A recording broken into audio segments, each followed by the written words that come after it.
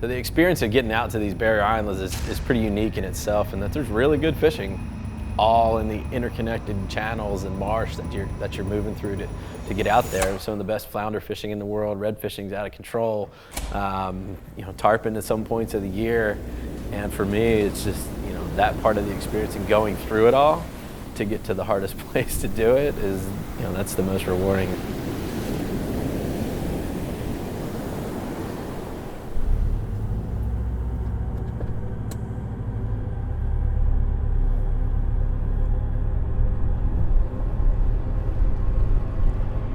To have been doing this for 10 or 12 years and be able to be coming through that cut in the inlet and knowing that you're going to be there right as the sun cracks the horizon and setting yourself up for the most success.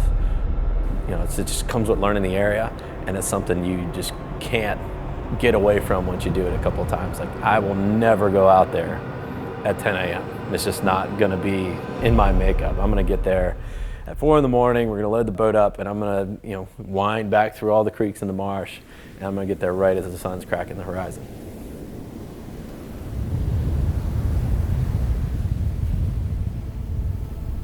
So when we fish these areas, at each time you almost need to go out and scout. Every year, every season, every fall, when the hurricanes roll through or there's a long period of a northeast wind, the entire island system changes. Spits that are out in front of one inlet now move over and become another island. I mean, there's a lot that changes day to day, and you can just come out and pick a spot that you fished last year and have it be completely different. So to really go out there and take your time and look at the lay of the land and read the beach is an important piece of the enjoyment. The coolest parts about surf fishing is, the way you set up your spread down the beach. You generally pick a spot where the sun is favorable and you can see all your rods. And what you're doing is really watching for any variation of movement. And the rod will double over and start squealing line out. You could have not run a sprint in 10 years, and the first thing that's happened is you're heading fast as you can down the beach. One, get there and make sure you don't lose the fish, and two, in a lot of cases, make sure they don't steal your rod.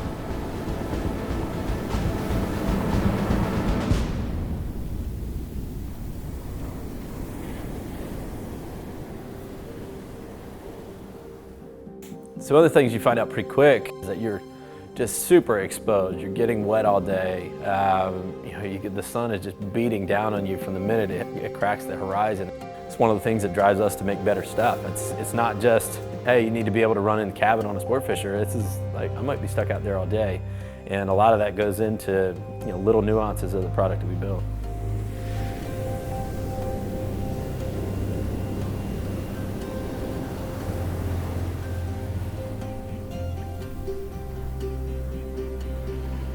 These fish are really cool. They got very hard, like a bone structure on their bottom lip, and then their top, which looks like just like rubber, kind of hides this row of these dagger teeth kind of sheathed in there, and that's what tore my thumb up earlier. And then way down in their gullet, they got a set of crushers. So if you get your fingers in the wrong spot, they'll snap you like a clam or a crab.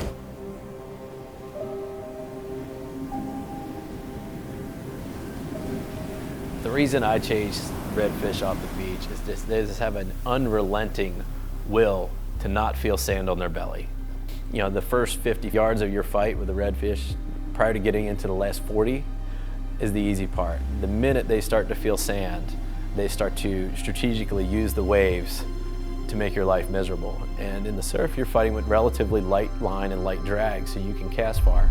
So any ground you make up on any given wave is immediately taken back when they turn their girth into the wave sideways and use the pull of the waves against you.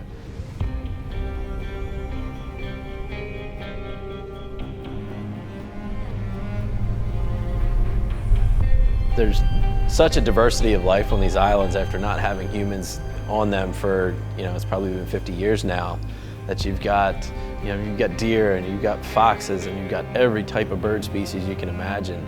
And it's just really cool to get away from fishing even remote islands that you can access by car don't have this kind of diversity of life and experience. The experience is second to none, and there's only a few places on the coast you can find it, and that's what drives me to go back.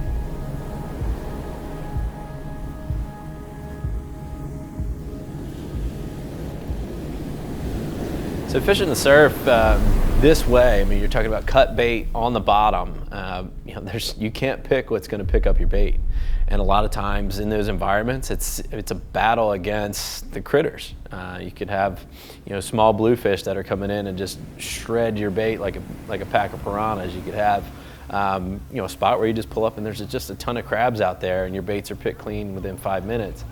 And then you've got some of the bigger species. I mean, we're catching black drum, red drum, you're catching stripers, you're catching bluefish, sharks galore in every species array you can imagine, and it keeps you really busy. You're out there, you're targeting generally one type of species of fish, but you're busy all day. And when you get into, you know, some of the bigger bycatch out there, the sharks and the rays, still a boatload of fun, but can be back-breaking work if you're not willing to lose a bunch of rigs.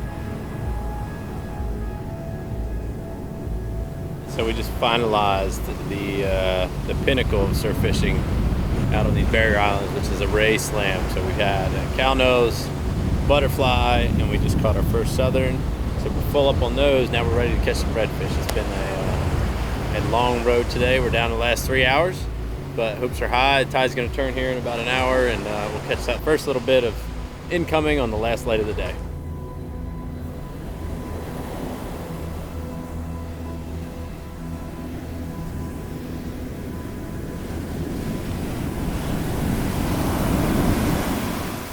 You know, prime time on the beach is sunset. You know, the larger species are going to be more comfortable coming in close at night. And when the rod doubles over, you immediately think, by the way it's taken off, that you've got a red on. This is what you came for. The timing's right, everything's right, and you know, the fight was looking like a red.